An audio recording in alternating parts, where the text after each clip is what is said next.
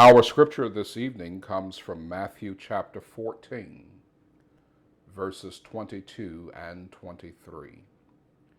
Again, Matthew chapter 14, verses 22 and 23. As you're turning to Matthew chapter 14, I'll share something with you that is not a big secret. In fact, it's not a secret at all, but most people don't know this about me. And that is, I love writing pads, legal pad, memos, scratch pads, whatever you call them. And the reason why is because even though we have technology with computers and phones and tablets, it's something about writing things down and getting all of that out of your head that really helps you to de-stress. Writing down your bills, writing out your budget. When you jot things down, it helps you with planning. If you are coordinating an event, writing it down helps. If you've got activities that you're engaged in, writing those things down helps. You see, when you write things down, you get it out of your head and you get to organize it and you get to manage it so that it doesn't manage you. And the same can be said about stress management. That is, managing the things of life. That said, I want to take you to Matthew chapter 14. And I want to illustrate something for you in verses 22 and 23 and provide us some insights on how to manage our lives better. Matthew 14, verse 22 says, "Immediately Jesus made his disciples get into the boat and go before him to the other side, while he sent the multitudes away. And when he had sent the multitudes away, he went up on the mountain by himself to pray. Now when evening came, he was alone there." Let's look at Jesus' life and look at all that he had to manage to better appreciate this narrative in Matthew chapter 14. If you were to write out or to visualize his hectic schedule, you would see the value in verses 22 and 23. For example, in Matthew 14, verses 1 through 12, the story is recorded about the death of John the Baptist. He was in fact beheaded. Certainly the subject of cruel injustice. Word got to Jesus in verse number 12. They told Jesus what had happened to John the Baptist. We know what an emotional toll it can take to hear that someone we love or someone we care about has passed. Add to that the cruelty and the injustice surrounding John the Baptist's death, and we can certainly understand how magnifying that can be in terms of the emotional response that Jesus or anyone else may have had about the death. So in verse number 13, the Bible declares, after hearing this news, that Jesus made an attempt to go and spend some time by himself. And you know what it's like when you plan to spend some time by yourself. That's when you get more people who are needy, more calls, more cares, more concerns.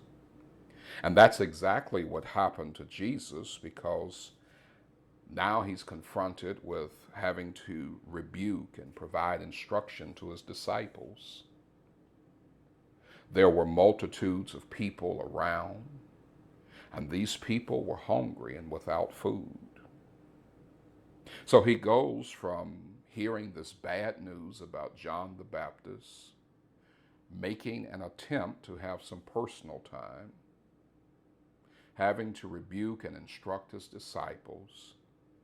And then in verses 17 through 21, we see him feeding 5,000 plus people. And we say 5,000 plus because verse 21 declares that the 5,000 only accounted for the men. In fact, it says besides women and children. That's a lot to manage. That's a lot to deal with. So when we get to Matthew 14, verse 22, we see some invaluable lessons that, if applied, can certainly help us. Verse 22 begins with the word immediately.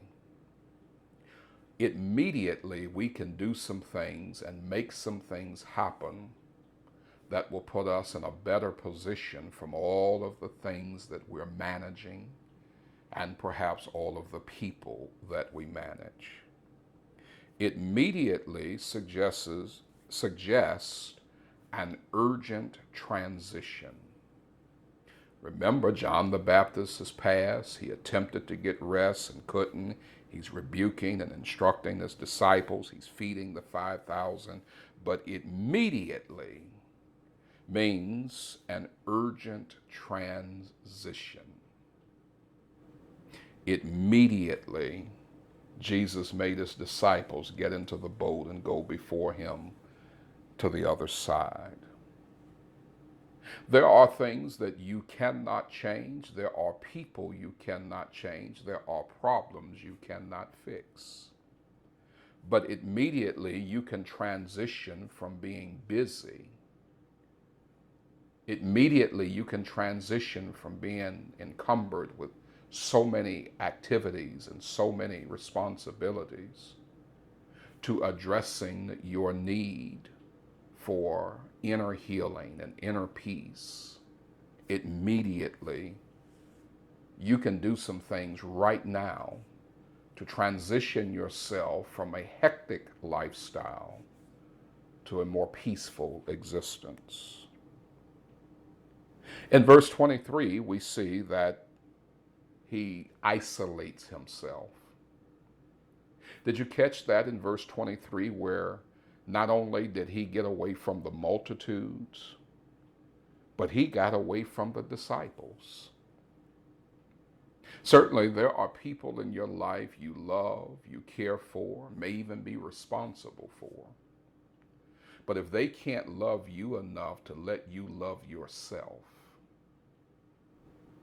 then there's a concern much greater than what appears on the surface. We all need alone time. Doesn't mean that we don't care about the people in our lives or that we are not caring for the responsibilities for those people. But isolation provides an opportunity to renew, to recharge, to refresh, and to reset. You should demand time for yourself and insist that those that you love take time for themselves. In verse 23, we also see connection. There was a transition in that they immediately ceased from all of the things that were being done at the leadership behest of Jesus. He spent time in isolation, and then there was time in prayer or connection with God.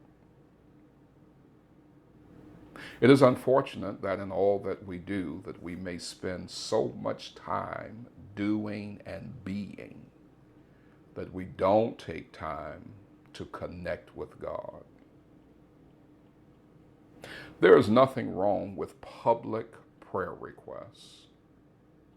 In a general sense, it is good to come together to have public prayer. At the same time, we need to have such a relationship with God that we talk to Him when we don't share with everybody else what we're talking to Him about. And when we are privately connected with God, we do not need to spend so much time publicly trying to connect with God. In our personal connection with God, we get to process, we get to prioritize, and we get to prepare ourselves for the steps ahead. I say again, I love writing things down. I can never get too many notepads, too many things on which to write. Scratch pads, notepads, legal pads. I love writing things down because it helps us to look at our bills, look at our budgets, to plan events and activities. And if we want to manage our stress, we might want to manage our time so that we can manage our lives.